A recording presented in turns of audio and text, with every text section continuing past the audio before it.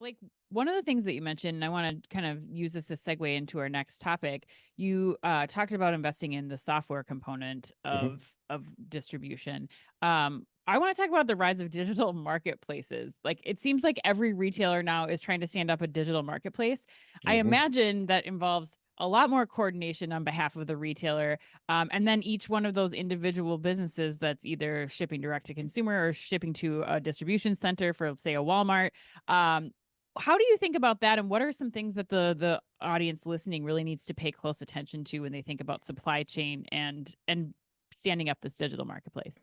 Yeah, it you can really there's actually a huge advantage to doing it, which I found kind of interesting is, Mm, you know, you're now bringing in other products that you might not have access to, and you don't have Hmm. to have it in your distribution center.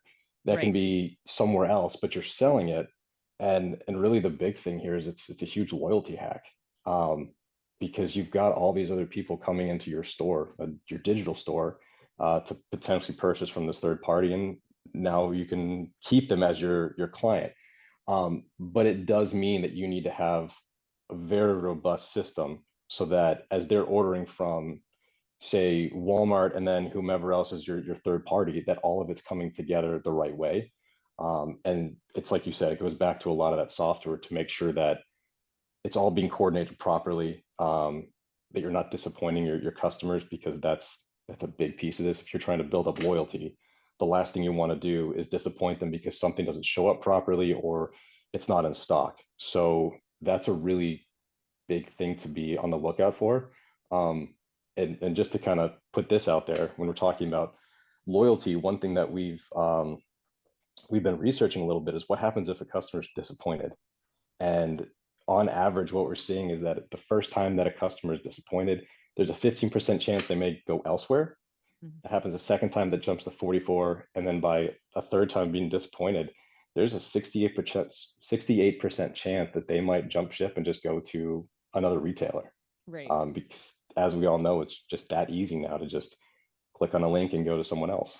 Hmm.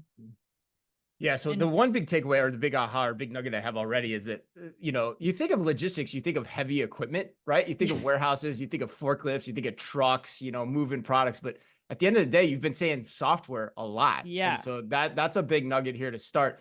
And I want to press you again on the marketplace angle too, and maybe bring it up a level too with e-commerce now. So, e-commerce isn't slowing down. And just mentioned it. You got the growth of digital marketplaces too. One of the things that leads to is how do you handle returns? So like you could want to get into a marketplace, but it's going to create complexity for you on the reverse logistics side. Mhm. So how have you seen that impact the supply chains that retailers need to stand up? This is a big topic. Okay. One of Yeah. the site walks I was on today, I just saw hundreds, thousands of crates of returns being ready to come back, and it's getting worse and worse. Oh yeah, It, 100%. it, and companies are trying to combat it with new technology, like we're seeing online VR fitting rooms, so that Hmm. maybe someone won't return something to begin with, or blockchain to provide more details in the origin of a grocery product. But let's be honest, it's still happening. Yep. And I think really the main issue here is that most of the streamlined processes and automation that have been developed are designed to push the product out through the supply Hmm. chain in one direction towards the customer, not back. And obviously, where this becomes the biggest problem is, your peak season, like Christmas and Black Yeah. Friday, when everyone's returning unwanted products, and now you're probably at capacity to begin with, just with getting all your orders out, pulling in additional labor, and now you've got an influx of returns, and everyone's fighting over the same labor pool. And it's such a manual process that you run into some massive issues.